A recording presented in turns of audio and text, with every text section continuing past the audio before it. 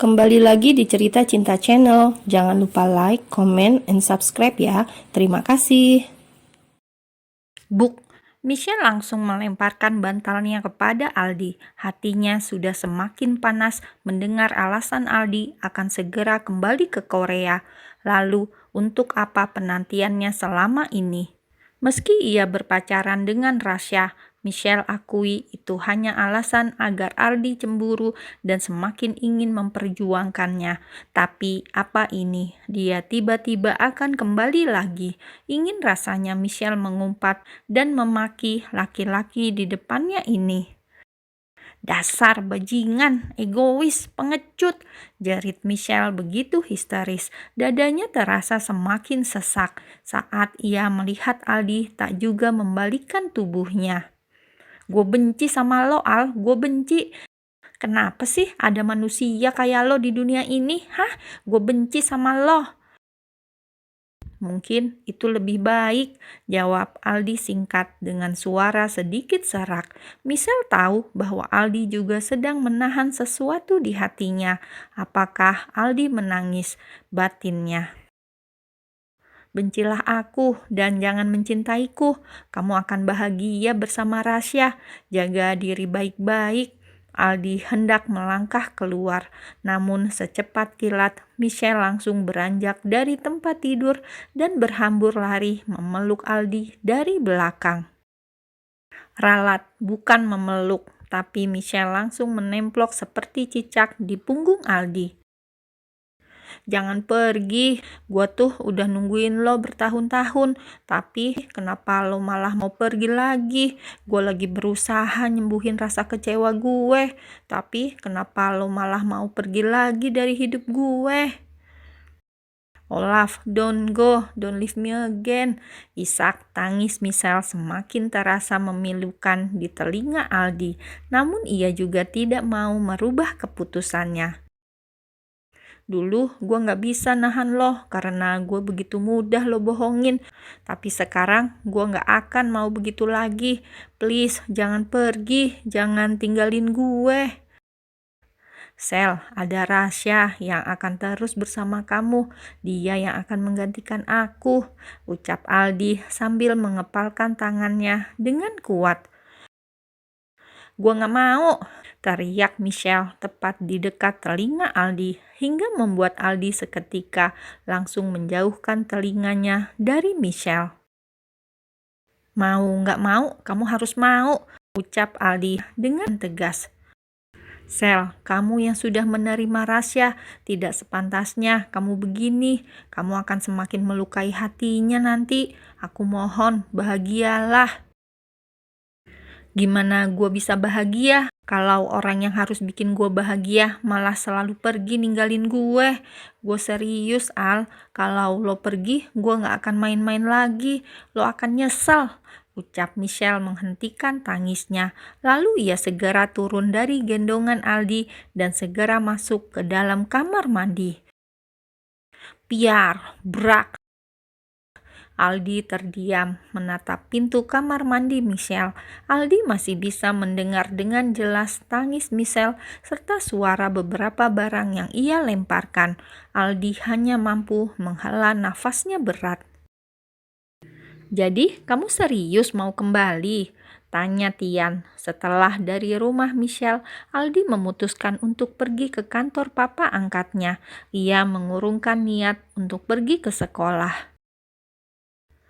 "Iya, Pak, mungkin ini lebih baik," jawab Aldi menundukkan kepalanya. "Bagaimana, Michelle?" tanya Tian dengan mengerutkan dahinya menatap Aldi. Aldi mendongak, lalu menggelengkan kepalanya menatap sang papa. Ia juga berat meninggalkan semuanya, namun ia tak ingin semakin melukai hati banyak orang, jadi dia memutuskan untuk pergi. "Al, percaya ini bukan kesalahan kamu. Jangan terlalu menyalahkan diri kamu sendiri," kata Tian mencoba menenangkan hati putranya. Tapi Aldi ingin berbakti, Pak. Bila Aldi tidak bisa menyembuhkan luka itu, setidaknya Aldi bisa mencegahnya agar tak semakin bernanah, ucap Aldi lirih. Tian tidak bisa memaksa keputusan Aldi. Ia hanya bisa menghela nafas berat. Ia akan mendukung semua yang Aldi lakukan. Tapi sejujurnya, ia juga sangat berat berjauhan lagi dengan putra sulungnya. Flashback on. Setelah selesai mendonorkan darah kepada mamanya Rasya, kini Aldi diajak singgah sebentar ke rumah Rasya untuk mengambil beberapa keperluan sang mama. Aldi mengiyakan, karena ia memang juga sudah berteman dengan Rasya. "Sorry ya, ngerepotin," ucap Rasya saat sudah sampai rumahnya. "Tidak masalah," jawab Aldi singkat. "Duduk aja dulu, aku buatkan minuman, anggap rumah sendiri. Di sini sepi," kata Rasya, lalu ia segera naik ke lantai 2 untuk mengambil barang yang akan ia ambil. Baru saja Aldi hendak duduk, namun tidak jadi karena matanya menangkap satu foto yang membuatnya penasaran hingga mengerutkan dahinya. Ia berjalan menuju bingkai tersebut dan memastikan apakah benar itu orang yang ia kenal, dan ternyata benar. "Itu mama aku sama adiknya, namanya Tante Rina," kata Rasya tiba-tiba, membuat Aldi sedikit terkejut. "Tante kamu? Adik mama kamu?" tanya Aldi memastikan, lalu dibalas anggukan kepala oleh Rasya. "Keluargaku hancur, bro. Mamaku kecelakaan saat tahu bahwa ternyata papaku selingkuh," ujar Rasya. Lalu ia mendudukkan dirinya di sofa. Aldi mengikutinya dan mendengarkan cerita dari Rasya. "Papaku meninggal saat diusir sama mama. Dia kecelakaan. Tapi sampai saat ini mama belum tahu kalau papa meninggal."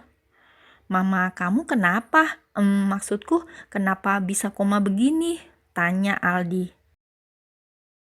"Setelah mendapat kabar dari rumah sakit kalau papa kecelakaan, aku dan mama langsung menuju rumah sakit. Saat itu hujan dan jalanan licin mungkin. Mama kehilangan keseimbangan dan akhirnya begini."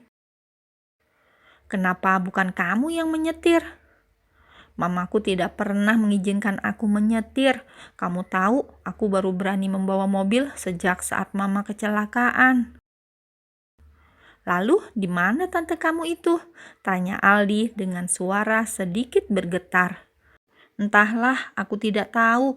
Tante Rina menghilang kayak ditelan bumi. Aku nggak tahu di mana dan kemana dia. Bahkan terakhir aku ketemu dia itu saat aku masih SD kalau nggak salah." Aldi terdiam. Ia mengepalkan tangannya dengan kuat. Ia menarik nafas sedalam mungkin, lalu menghembuskannya perlahan. Ia tidak menyangka bahwa dunia ini begitu sempit. "Dan ini papa aku. Kupikir dia orang yang baik dan penyayang. Aku ingin seperti dia. Tapi saat aku tahu papaku tega mengkhianati mamaku dan membuat mamaku menangis, aku sangat membencinya. Aku tidak suka lelaki pengecut, terlebih dengan perselingkuhan. Aku sangat membenci itu," kata Rasya lagi, seketika membuat Aldi terdiam dan menelan salivanya. "Jadi dia sudah meninggal?" tanya Aldi lagi, dan Rasya langsung menganggukkan kepalanya. "Biarkan dia pergi dengan penuh penyesalan. Dulu aku pernah bersumpah, bila sama mamaku juga pergi meninggalkan aku, maka aku tidak akan pernah memaafkan papa. Tapi ternyata aku salah. Kamu datang dan menjadi malaikat penolong untuk mamaku.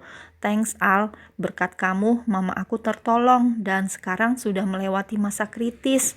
Aku sudah kangen banget sama mama." Cerita Rasya begitu lega karena operasi mamanya berhasil dan ia akan segera bisa mengobrol lagi dengan mamanya. Namun berbeda dengan Aldi, ia merasa begitu sesak dan sakit di ulu hatinya. Ia tidak menyangka bahwa dunia akan sesempit dan serumit ini. Bagaimana bisa dia bertemu dengan keluarga kandungnya dengan keadaan serumit ini? Ibunya adalah adik dari Mama Rasya. Bukankah berarti itu dia sepupu Rasya, tapi ayah mereka sama?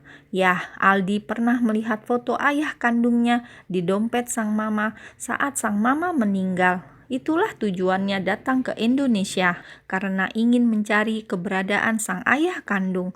Tapi ternyata ayahnya sudah meninggal dan memberikan kejutan seperti ini padanya. Apa yang harus aku lakukan? Gumam Aldi frustasi. Flashback off.